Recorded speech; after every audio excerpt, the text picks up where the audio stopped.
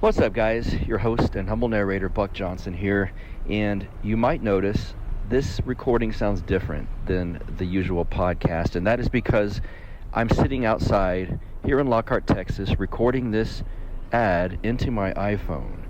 It probably sounds pretty crappy. Well, I'm doing this to show you something very cool. Many of you guys know that my production team works over at Podsworth Media, and they've been producing my show for quite a while. I get a lot of questions and people asking, who does your podcast? Why does it sound great? And I'm telling you why. It's because the guys at Podsworth are amazing. They've got this brand new online app for taking rough recordings like this and making them a whole lot cleaner and more listenable with just a few easy clicks. It will remove background noise.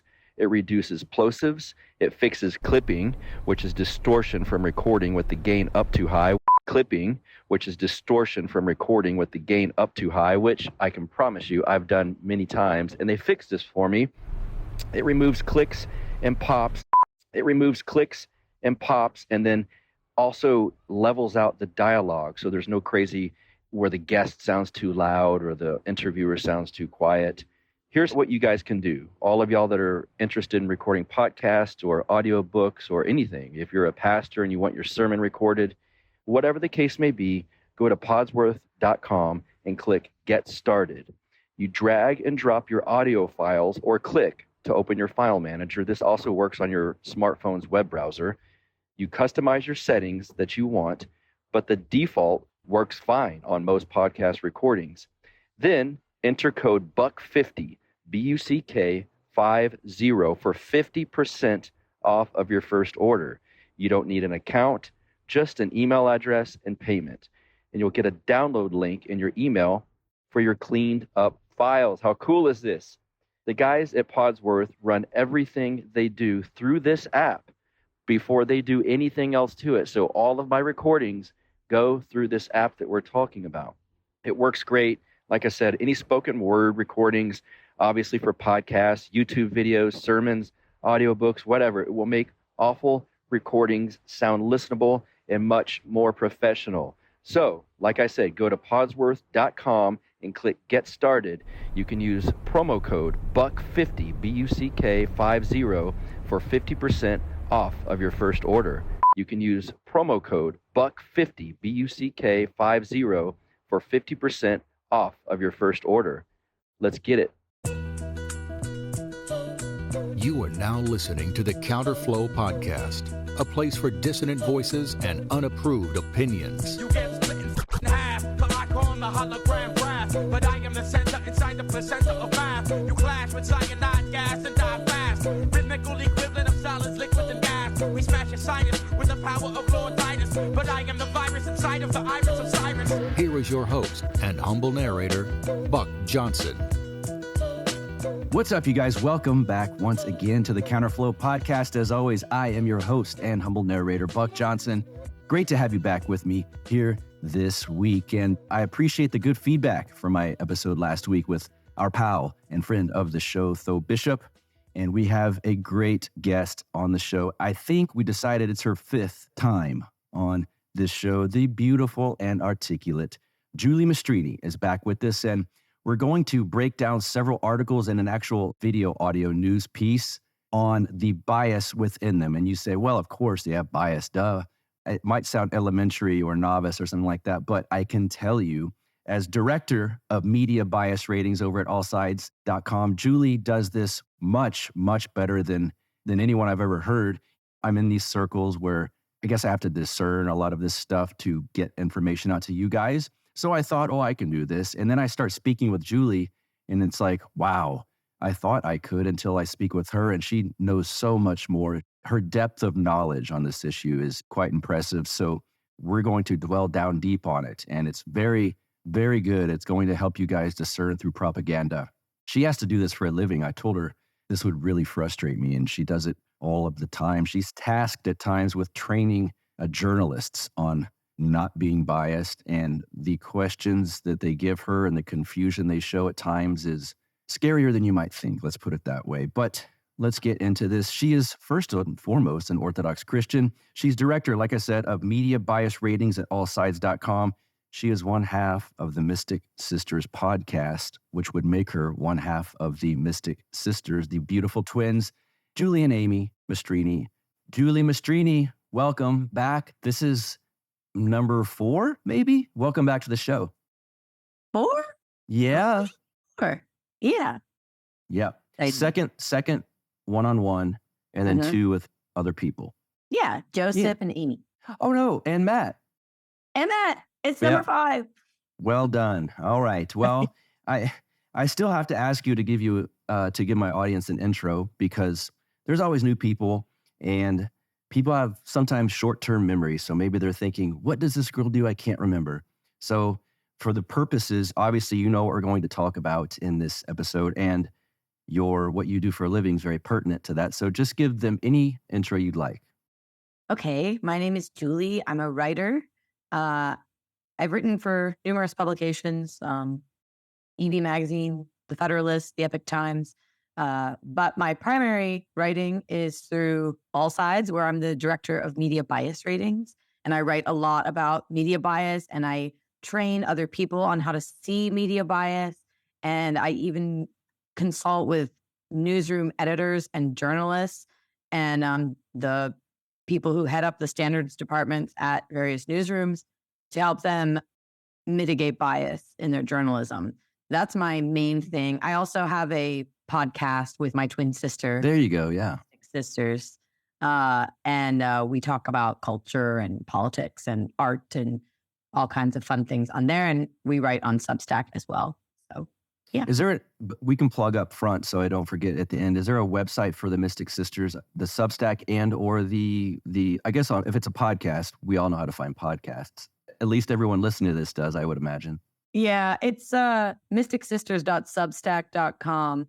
Although we are thinking of changing that name to the Mystic Twins because it's a little more specific. But right now it's the Mystic Sisters. People can tell me which name they like better, maybe. Okay. They can rate the bias of that. Yeah. And so it's interesting. I've told people what you do, and I've had more than one person's first reaction go, well, that should be easy.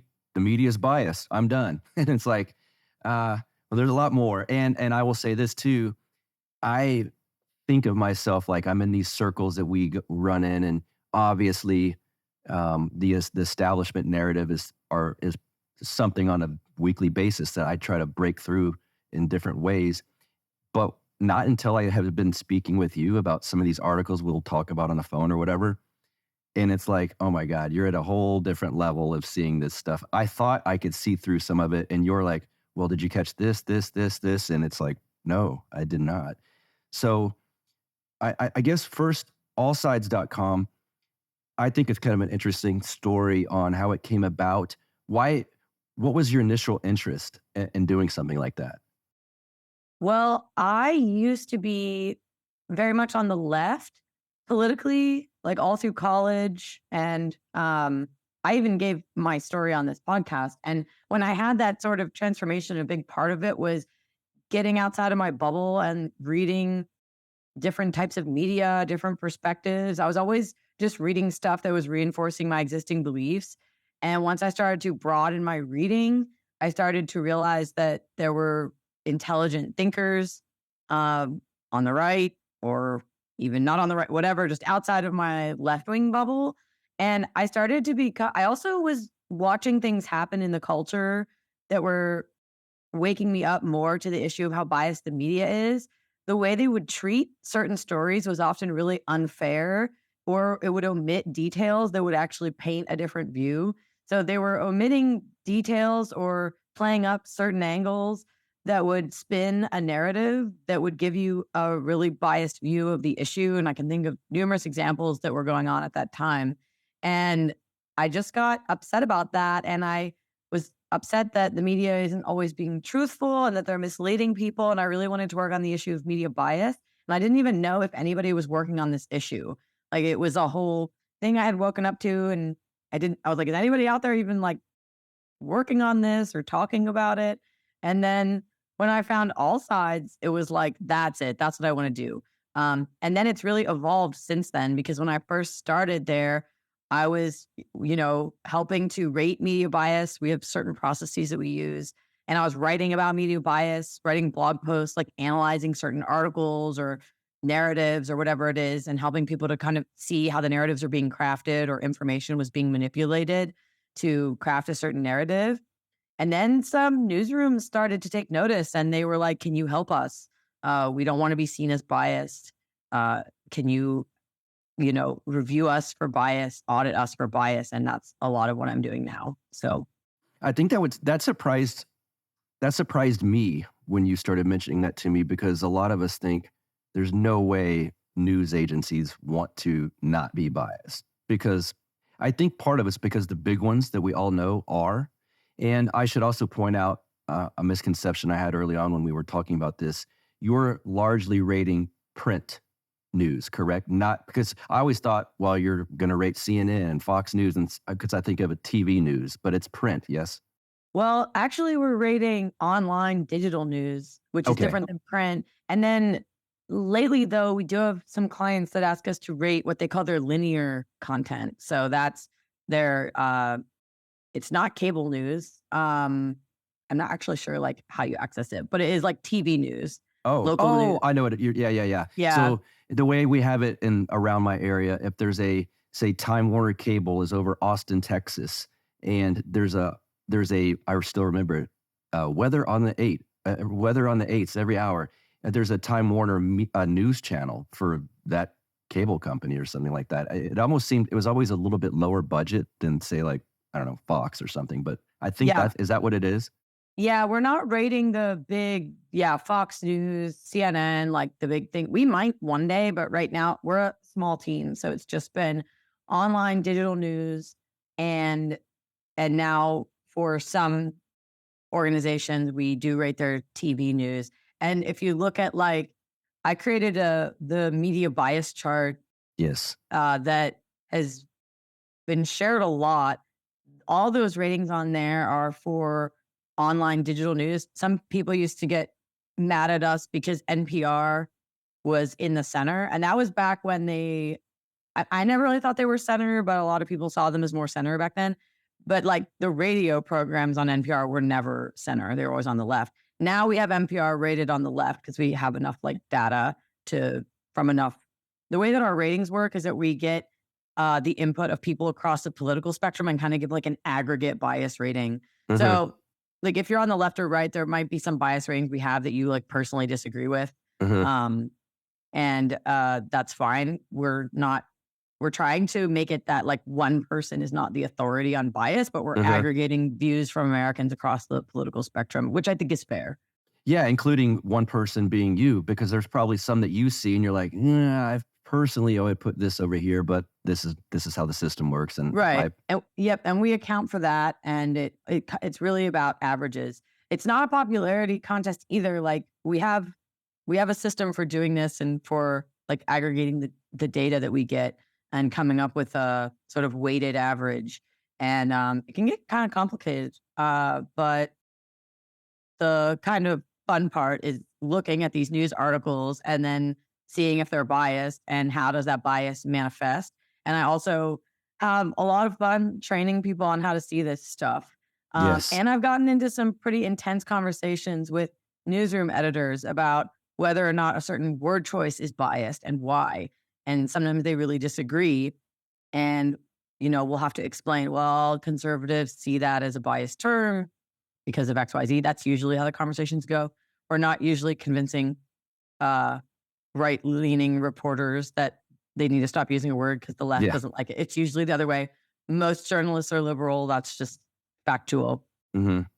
The default setting for journalism is way past center-left, wouldn't you say? Yeah. It's just that I don't know why.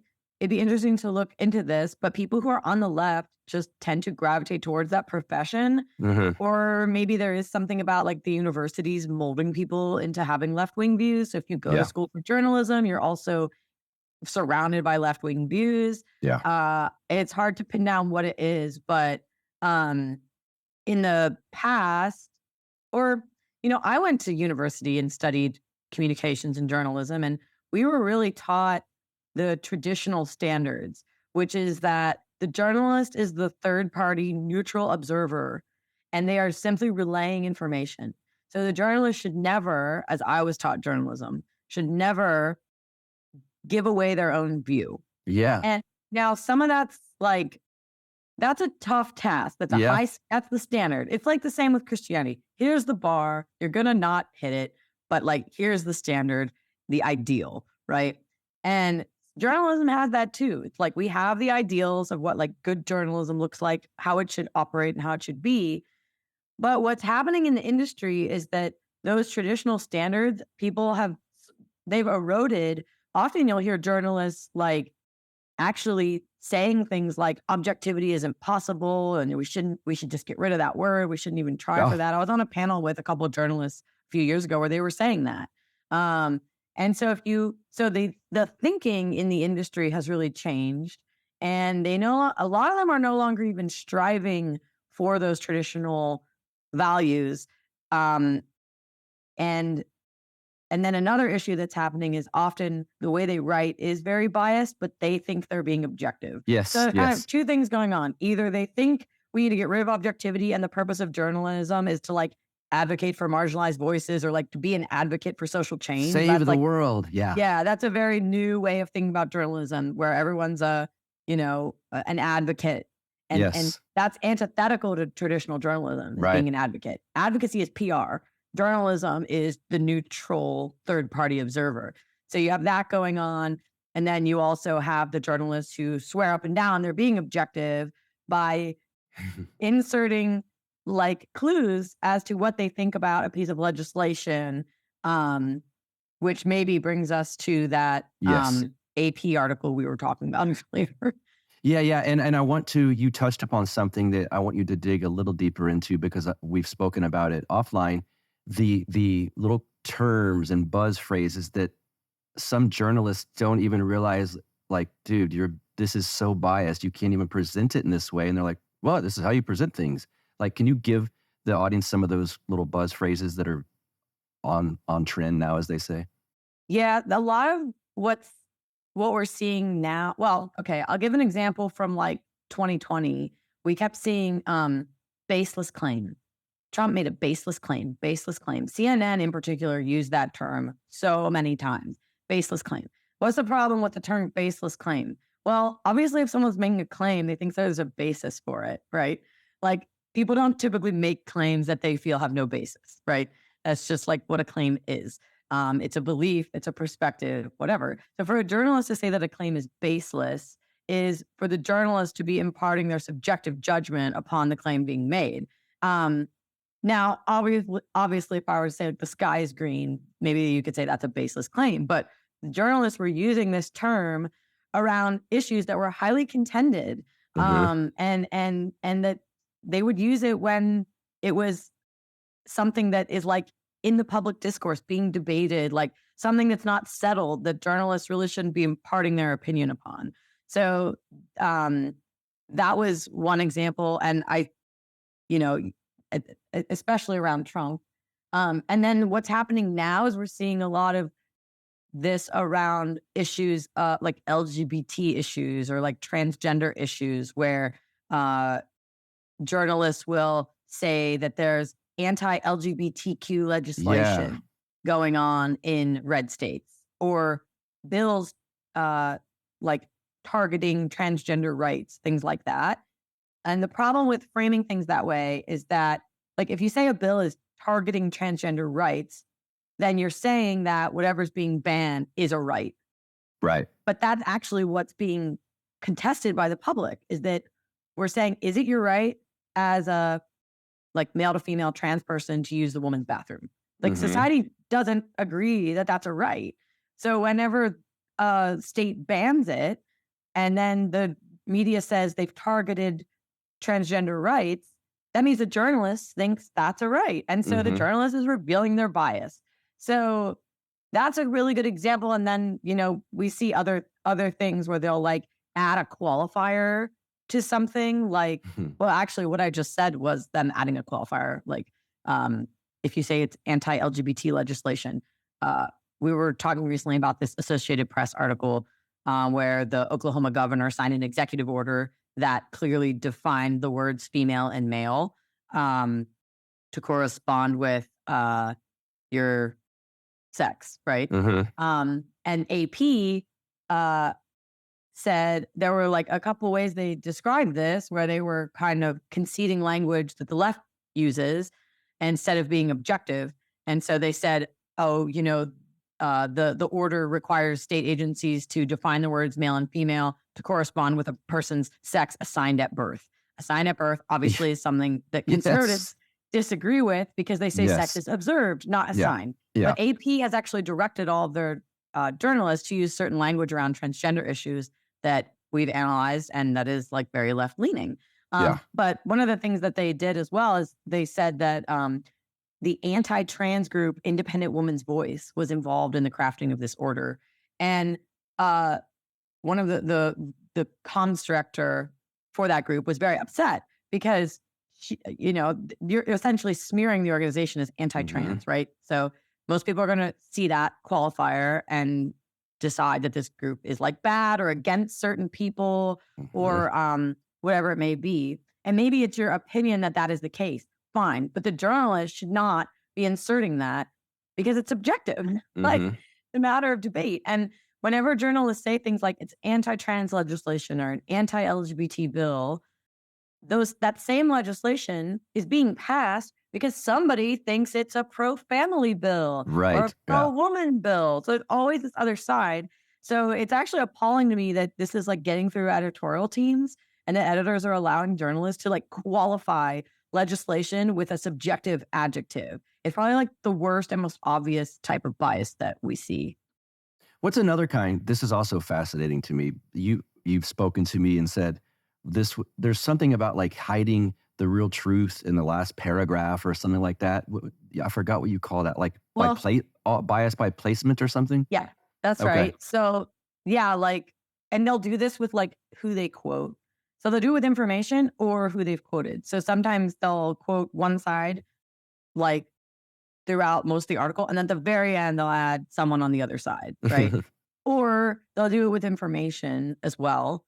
They'll bury information. So there was recently an article in the New York Times about and it said a teen was like jailed after having an abortion. I should actually pull it up and read the actual way that they put this. This was so dishonest. Yeah, and actually much of the media was doing this. But basically a teen had been jailed for illegally burying the remains of the child she had aborted. But the media headlines all obscured that fact to make it sound like she was jailed for having an abortion. So the New York Times ran the headline, Nebraska teen who used pills to end pregnancy gets 90 days in jail.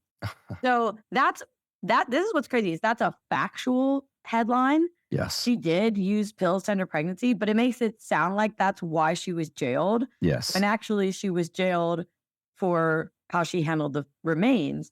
And so that's like, you could say that's maybe two different types of bias, like bias by placement, because they don't mention what she was actually jailed for until far down in the article and not in the headline. So the way they place that information gives you a slanted view.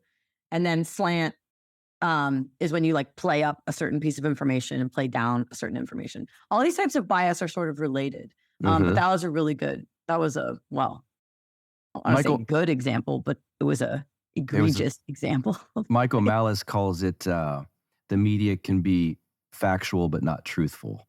Right. And he's the one, actually, I remember I sent you that article, and he's the one that had first tweeted about it, saying something along those lines like, yes, she did go to jail. Yes, she did have a pill that ended the abortion.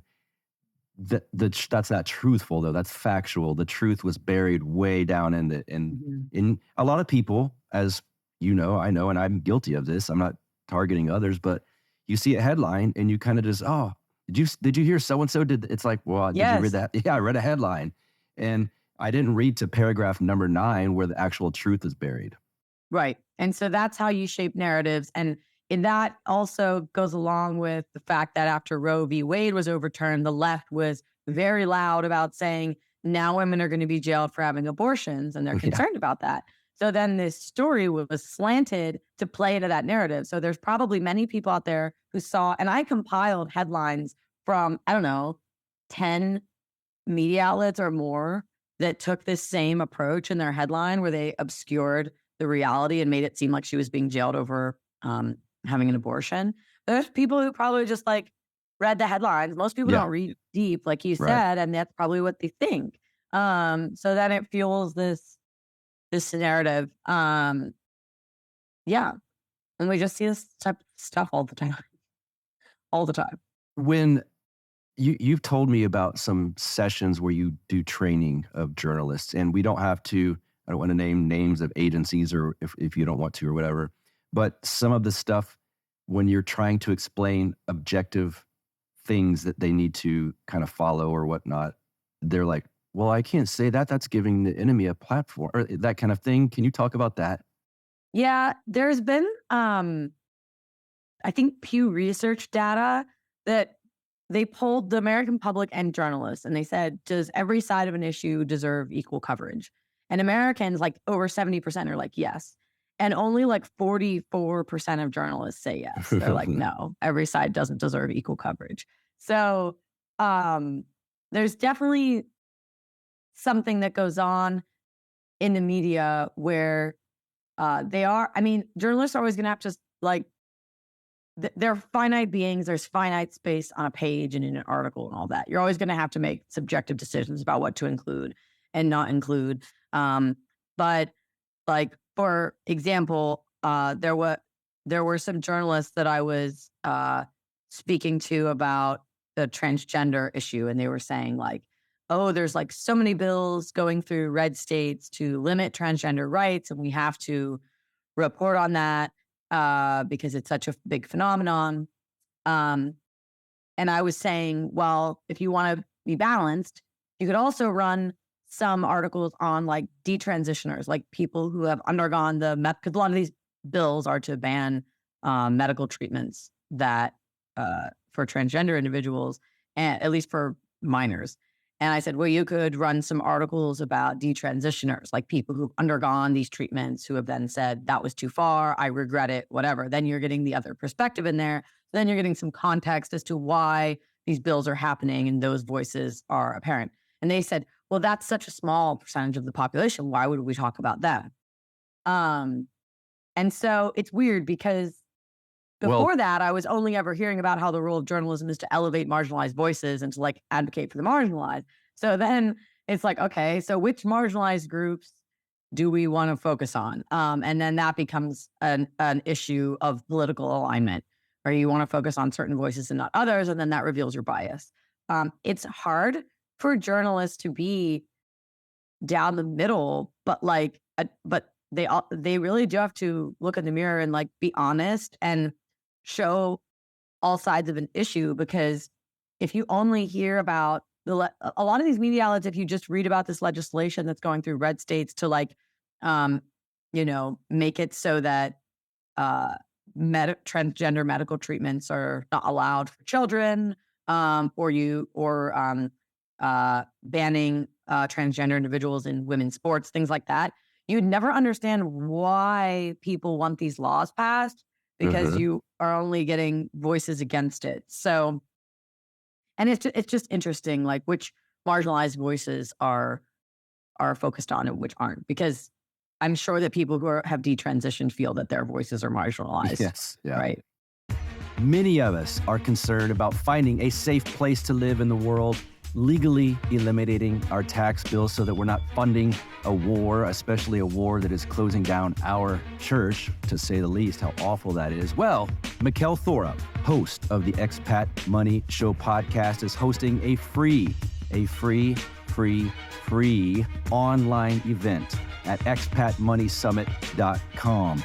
They are going to discuss things like, well, legally eliminating your tax bill, like I said, international wealth protection, second passports, offshore banking, it's going to be the largest offshore event in the world. Now, check this out. You want to hear some speakers? First and foremost is one of my heroes, Ron Paul. The great Ron Paul will be speaking. But check this out. Peter Schiff will be speaking. The great Tom Woods will be speaking. Friend of the show, Tom Luongo, will be speaking. Doug Casey, Mark Faber, Jim Rogers, plus international lawyers, offshore precious metal dealers, foreign real estate experts, and much, much more. You can pick up a free ticket. That's free at expatmoneysummit.com. Again, it's Mikkel Thorup, host of the Expat Money Show podcast, hosting a free online event. Pick your ticket up at expatmoneysummit.com. Let's get back to the show.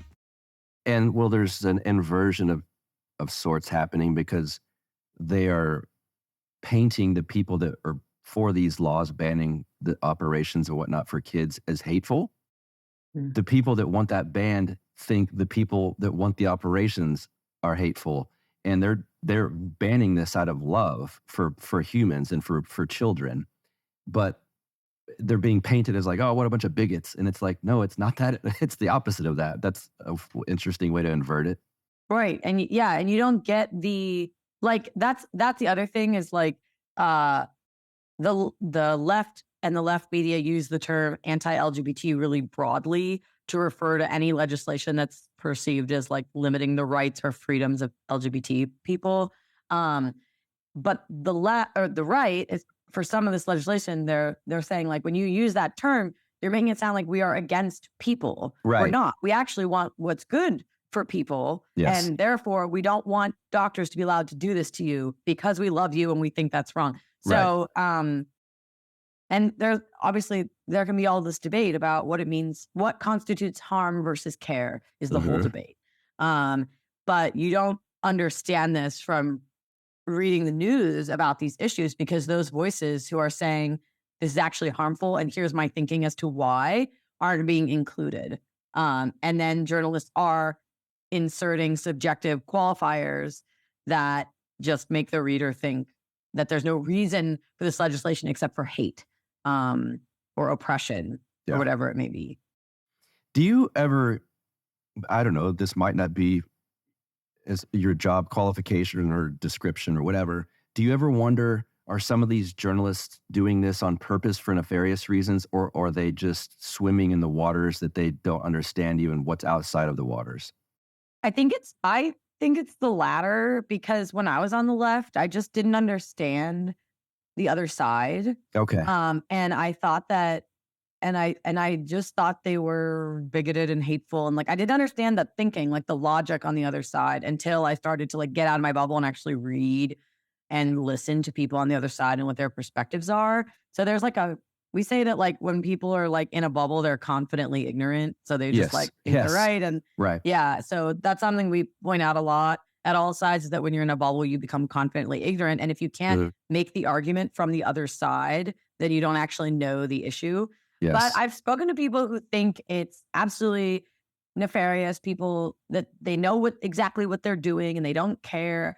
I don't know if I'm just like, I don't really take that view. I think most people want to be accurate and honest and believe that they are doing good or doing the right thing or writing an article in a fair way, because they're just ignorant of the other side. I think that's usually what's going on. Sometimes I think it could be a little bit of a both and, but I think maybe majority wise, it's what you're saying, with a few bad apples, I guess you could say, that are doing it in a nefarious way. But it's almost like when they, my strikes are all gone on YouTube. I'm at a clean slate, so I'm going to be very careful here. But when someone actually thinks that Trump is Hitler, they're going to act in a way that's maybe out of line or nefarious. But in their mind, if you think that person is Hitler, you're thinking it's good. You're saving humanity. Sure, we can cheat this thing that happens in 2020 where people vote. Sure, we can do this, but we're doing it for the good of mankind. And the other people are like, well, you're evil because you're cheating, So I think there's some of that involved. So I want to show this video because I think people have to see this news story. And if you're listening in your car or at the gym or whatever, I think you'll be able to comprehend what's going on just audio only, because in all fairness, I will give props to my friend Dave Smith, who was on this show a month or two ago. He played this on his podcast, and I happened to be at the gym, so I was only hearing it. It is a little more powerful when you see it, but just to observe some of the physical traits of at least the husband in this clip, because it's so telling. But I want to play this, and again, Dave Smith did play this on his show, but this was so nuts to me. And I remember sending it, I think Julie and I watched it at the same time or something, and she was blown away. I've showed it to other people. They're like, what in the world is this? So this is a CNN piece. It is I guess, actual news story that they ran with, and I'm going to show it. Julie, can you see this on the screen? Yes. All right, let's watch this. And I want my audience to react to it, and then we'll get our thoughts too. We just thought it would be a nice, warm place to live where we could get to beaches. I just never thought that I would have to flee a state for the good of my children. The SB 254, this will permanent outlaw the mutilation of minors.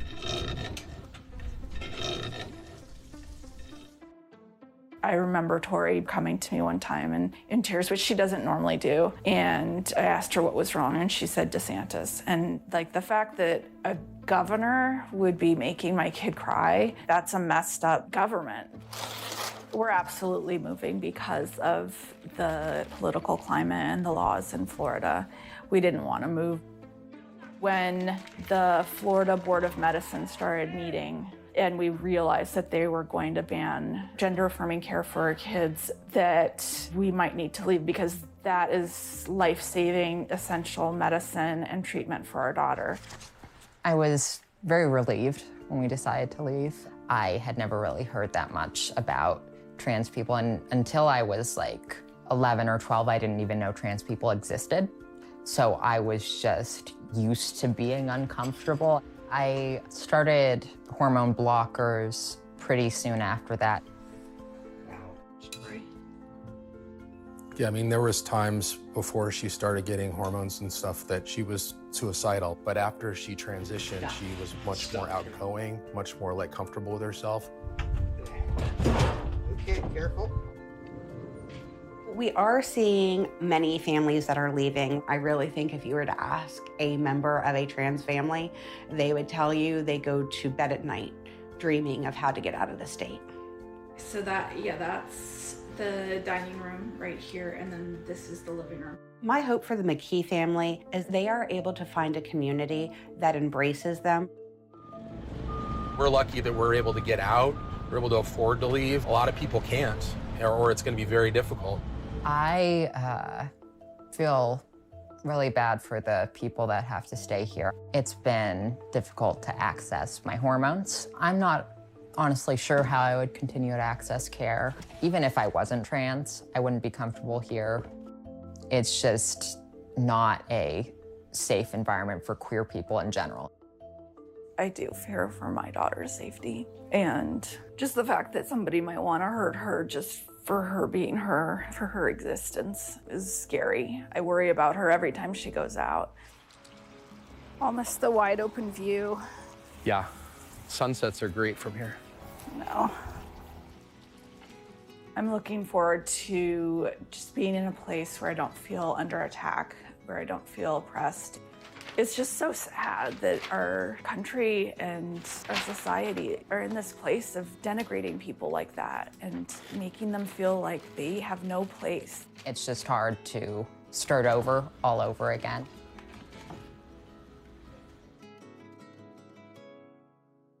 Wow. I'll let you go first. I wrote down so many thoughts. Wow. Well, Go ahead. Like, okay, so just like from a journalistic standpoint, is that a balanced piece of journalism? No.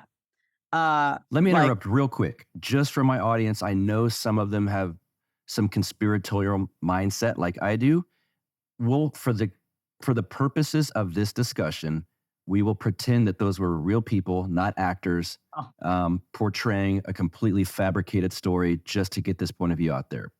We're going to pretend that was real. So go ahead, Julie. Okay. It's not a balanced piece of journalism, right? Because it's just focusing on one aspect, one angle, and one perspective of the issue, right? So, and it's omitting a lot of information and a lot of perspectives on this issue. And the effect of that is that it drives a specific narrative that probably isn't true. So, like, starting with the fact that they're focusing on a family that's leaving Florida over these laws. However, Florida is actually the nation's fastest growing state, right? So you're getting this perception that people are upset about Florida and leaving, when in reality, people are leaving California and New York. And a lot of that is political and tied to the quality of life there, which is tied to legislation and things like that. Okay, so you're getting like kind of that false idea. And then there's also, they interview one other person that isn't the family, right? A woman from Free Mom Hugs Florida, which is a pro LGBTQ advocacy group, right? So you're not getting any like alternative perspective at all. It's just people who are against the laws, family against the laws, and then an advocacy group against the laws. And then the family actually makes a lot of claims in their interviews that aren't challenged at all either. For instance, they say that the medical treatments are life-saving and essential. That's a huge point of debate. Yep. They call it gender-affirming care, which is also, it's fine for a reporter to quote someone saying that, but that term is really debated because people who are against these treatments don't see it as constituting care, but constituting harm. And they don't think it's gender affirming, but gender disaffirming because they believe that gender is linked to biological sex. So they see that as a misnomer. So if you just watch this video, you don't get any sense of that debate. And then the mom says that people want to hurt her daughter for her existence. So there's this claim that there's a lot of violence directed towards transgender people, which is another disputed narrative. So you're just not getting the full picture at all. Now, it's okay for journalists to focus on one perspective and to maybe to spotlight one perspective. We call those like feature stories, right? It's like one person, one angle. But if media outlets want to be seen as balanced, and CNN actually has come out in the last, since they got a new CEO who's actually since been ousted, saying that they want to go more towards the middle and not be seen as so partisan.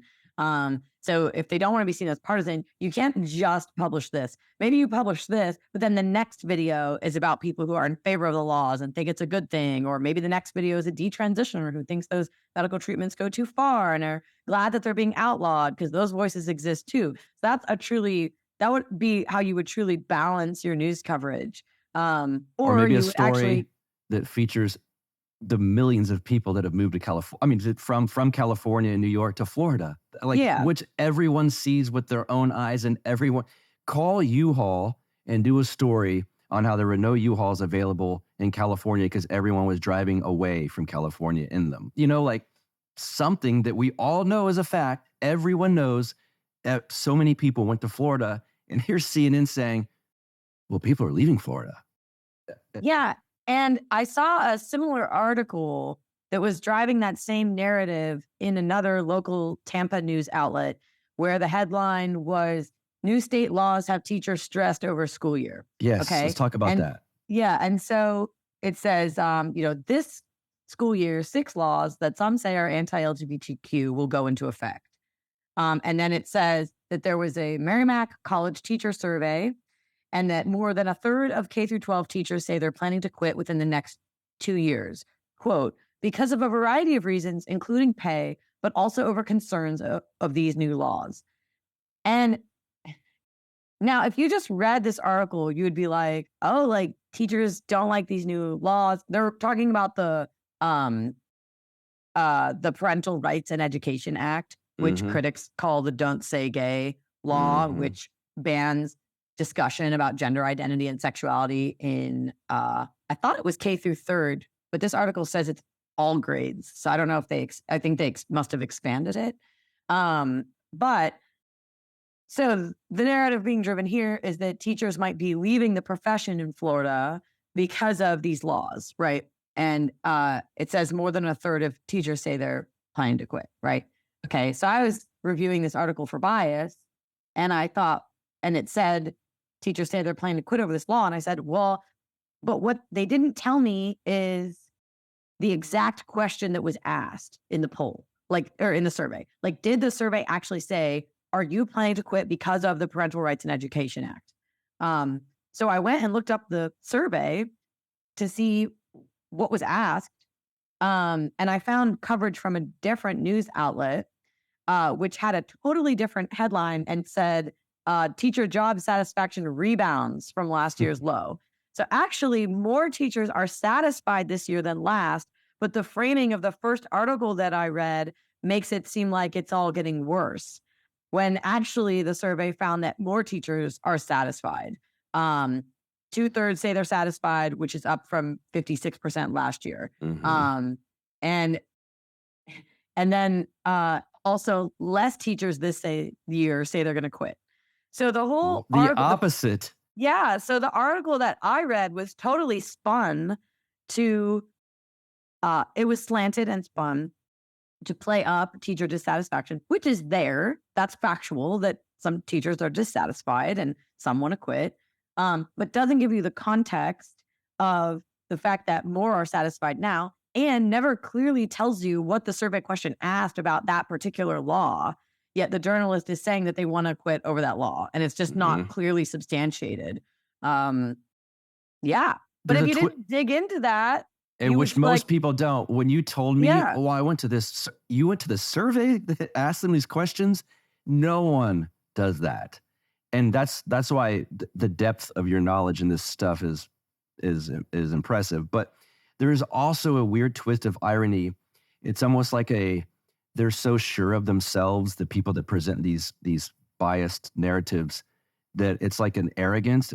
It's like Tho Bishop was my guest last week. As you know, he lives in Florida. And I mentioned this CNN article. And I said, well, sounds like your property values might plummet because apparently the trans people are leaving in droves. And he's like, yep, good, bye. And then in the same vein with this teacher article, the teachers, quote unquote, are mad that they can't have this discussion about LGBTQ stuff with kids. So they're going to quit. Good, bye. There's a funny twist of irony that they're thinking like, isn't this awful? And most of the people on the right or even center, a lot of the times reading this are like, good, we don't want you here doing these kind of things. You know, we don't want you teaching a kindergarten student about the rainbow stuff, or we don't want, you know, if you want to abuse your kid and get them surgery to ruin their life forever, I'm not sure that we want you here either. So it's a funny twist of irony that they're presenting this as like some kind of emotional plea. And a lot of people would be like, all right, good, bye. Yeah. And yes. Yeah. And it's just, you're not like, that's not the role of the journalist. Like the journalist is tasked with accurately describing sentiment, and for any given issue, especially this particular law, there are perspectives on multiple sides. So like, and I was like, well, can you find, they quoted a teacher who's upset about the laws. I'm like, can you find one that's happy about it? And maybe they're hard to find. I don't know. It's not like it's easy to, you know, to find all the perspectives that you need. Journalism is not like an easy profession necessarily, but if you do get lazy and just quote one side, like the problem is nobody's going to trust you. And either people are going to be misled or the people who see what's going on are not going to trust the media anymore. Right. Which is exactly is what is bearing that's what's happening now. And yeah, there's it's not only misleading, but it's in a weird sense, it's lying kind of, because you're fooling a lot of people, unfortunately. And then, yeah, I could go on and on about this, but something we hear a lot is about misinformation. Yes. And I don't like that word personally, because it sounds just Orwellian and dystopian to me. Like either something's true or false. Right. Right. So I don't know. I don't personally like that word. It sounds like there's a presupposition that truth is subjective in some weird way. And it's not. It's like, so then it's like, well, when does bias rise to the level of misinformation? Yes. And it's just interesting to see how you can like craft a narrative by omitting things or playing up or down certain aspects of a story. And a lot of noticing media bias is noticing what isn't being said. Yes. But how do you notice what isn't being said if you don't know what that, like the journalists are the ones who are supposed to give you the broad view. Yeah. And then the only way to see bias is to notice what's not there, right? Like I noticed that in this article, they never told me what specific question was asked of the teachers to make, in order for the journalists to make the claim that they're leaving over concern over these laws.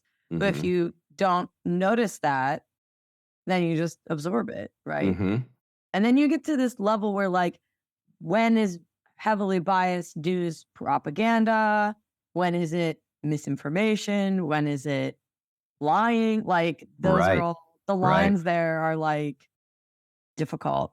Yes. It's interesting what happens or what you realize once you start noticing. Let me ask you this. Have you, speaking of noticing, I haven't ever asked you this in person or online. Have you noticed a crackdown by, let's say, big media conglomerates on dissident media? Did you notice ever a silence movement? So, for instance, Glenn Greenwald and people like this, like Michael Tracy's of the world. It seemed at some point, it does seem to have slowed down a little bit. And I don't know if this because we're so online and so on Twitter, and Elon's turned the tide a bit. But it seemed like to me, like those were the guys being targeted. Like, this is misinformation. This is Russian asset. I think they called Matt Taibbi a Russian asset or something ridiculous like that. Like, did you ever notice that in your line of work? Well, there's a lot of examples. This was more like 2020 and 2021 of like people like Glenn Greenwald and like Barry Weiss and even like Tim Pool to some degree, all like working for more like establishment media outlets and then leaving because they felt like the bias was so bad. And then all of them started their own thing. Although Glenn Greenwald weirdly left his own publication that he founded over bias, which kind of to me speaks to just the state of the average journalist. Yes. Like if he couldn't keep the reins on his own company and keep it unbiased, then that's speaking more to what's going on more like broadly amongst the people who are becoming journalists, I guess.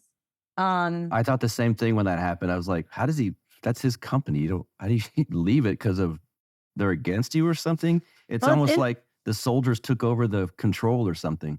Right. I don't know the details there, but I mean, we've had to implement standards at AllSides to avoid bias because we do some original blogging and things like that. And then we also do headline roundups where we curate a left, center, right article on an issue and then give you an overview of what the story is.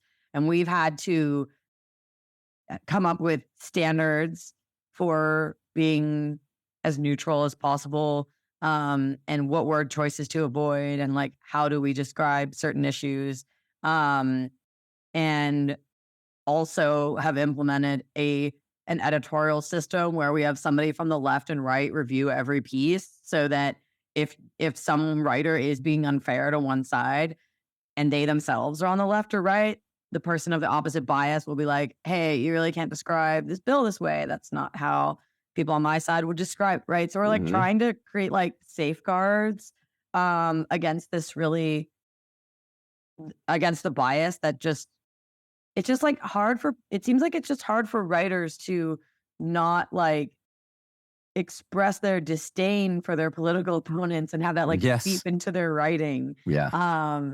Even though the whole profession of journalism was, you know, traditionally meant to be aiming for these higher standards, which again are hard to achieve, but that was, you're still supposed to try. Yes, but politics and bureaucracy has infiltrated every aspect of life. So everything becomes the political. It's, you know, for people like you and I who want to live outside of that, it can be tough. I personally would at points be super frustrated if I had your job. Does it frustrate you sometime?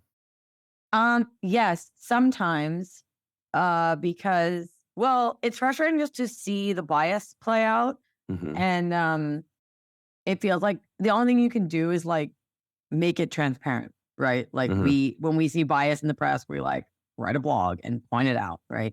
It can also be frustrating to be consulting journalists and trying to explain why a certain approach or term is biased and getting like pushback where they think it's simply accurate and they don't understand that it's a subjective judgment. Right. I think that one of the main things that's going on in society is that people have lost the distinction between subjective opinion and objective fact. So the objective is observable reality and the subjective is your perception or opinion or moral judgment or whatever. But people don't even know that distinction anymore. And I think this kind of plays into sort of the like ethos of the age where many people are moral relativists, where they think we're just personally deciding what's true and false. And there's no like shared reality. And it's all relative to your whatever race. Your lived experience. That's what they like your to lived say. experience. And so that has really permeated journalism. And sometimes you can't even get a consensus that something's objective and something's subjective. Yes. It's quite antichrist in nature, but let me ask you this in closing. What makes you happy? In regards to life, work? Anything. What? Anything. Well, what makes me happy is helping people to be able to be critical thinkers so that they're not going through life manipulated by other people and they actually can think for themselves and filter information appropriately and ask questions that will be revealing of the truth.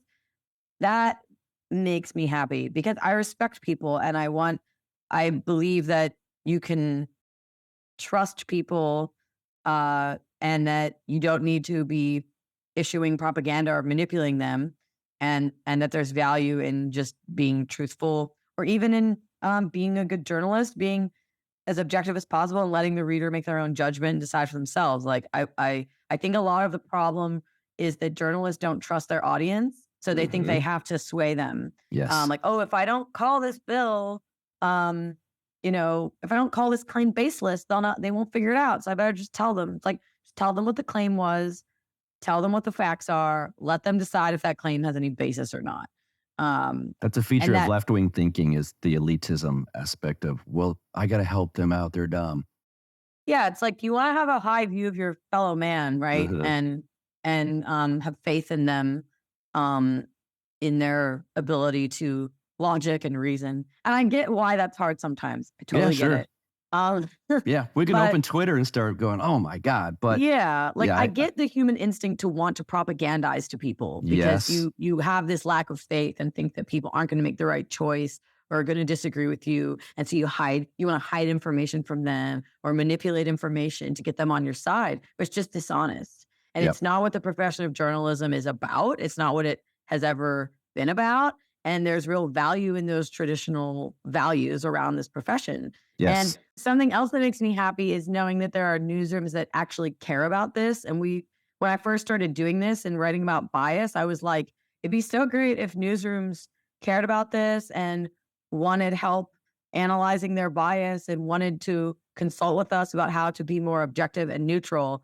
And I never thought that, I was thinking like that'll never happen. And then it did. And there are newsrooms that have approached us that want to be seen as fair and center and not left or right and just giving people the facts, which is something that there has to be there's a place for that in society. It's needed. Not everything can be left and right-wing propaganda, right? Right. So it does make me happy that there are people that care about this, and that I've encountered editors in newsrooms who are very reasonable and open to hearing about why a certain phrase or term is biased, and then instructing their journalists not to use it or to use something else, right? So that also makes me happy. It's like a little glimmer of hope in a very bleak landscape. That's a good way to put it. And I have to admit, when you told me some of these things, I was a little surprised. And we won't name any of the companies, but I will say for people listening, some of the news agencies are bigger news agencies. And she would say, like, they came to us and want us to, they don't want to seem biased. And I guess I was shocked. So in a good way, you know, and then some of them are smaller startups, which I think is actually pretty cool too. I will say, I can't remember what it was. Did you guys, were you the one that rated Counterflow mostly based? If we were going to, we probably would. Okay, that makes sense. All right, plug away again. Plug the Mystic Twins or Mystic Sisters stuff, and then AllSides if you'd like, and the media bias rating. Anything you want, Julie. Yeah, so on Substack, mysticsisters.substack.com, also on YouTube as the Mystic Sisters for cultural and political commentary from me and my twin sister, Amy. And then AllSides, you can actually sign. I didn't really go into the methodology of how we get to our bias ratings on this podcast, but we actually invite people to sign up for what we call blind bias surveys. I was wondering about that. Yeah. Okay. So anybody, we send you news content and you read it and tell us if you think it's left, center, or right on our scale. And we're always looking for more people to take our bias surveys. I want to do that. You can go to our website and actually sign up. Just look for AllSides newsletters and sign up for a blind bias survey. And we want to know what people think, and more data on that is better. So yeah, yes, it is. Excellent. I'll link to that too. I want to do that. I had meant to ask you that, and forgive me, I forgot. Julie Mastrini, number 5 on this episode, on this show. Thank you for being here on Counterflow again. Thank you for the 5th invite. Yes. Can't wait for the 6th. See ya. All right. I hope you guys enjoyed that. I hope you learned some things, and hopefully, if you're lucky, you watched the video version of this. As for this show, I think next week is going to be a show featuring me on another show. We're going to see how that works out, but that's the plan now. I do sometimes, from time to time, I don't know why, get requests that I do more shows on my own. So this will kind of be like that. I don't want to ruin it, but that's the hint. And the next 2 episodes after that, 2 very big guests that are both repeat customers, but fans of this show are fans of these appearances. Let's put it that way. And our special club, I got to get that going again. I just moved, so this is my first time in the new studio. And I got to get the Zoom call set up for all my Patreon followers. Patreon.com/counterflow. $5 or more per month gets you into the club. And yeah, it's been a busy week moving. So I'm finally getting settled in here. We got to get that going this month, the month of August, where it is way too damn hot here in Texas. But I digress. Let's see, counterflowpodcast.com. Follow me on Twitter at BuckRebel, BuckRebel. And until next week, you guys have a good one. You get split in half, till I call the hologram graph. But I am the center inside the placenta of math. You clash with cyanide gas and die fast. Rhythmical equivalent of solids, liquid, and gas. We smash your sinus with the power of Lord Titus. But I am the virus inside of the iris of Cyrus. Like the sound of the Counterflow podcast? Our audio production is provided by Podsworth Media. Check them out at podsworth.com.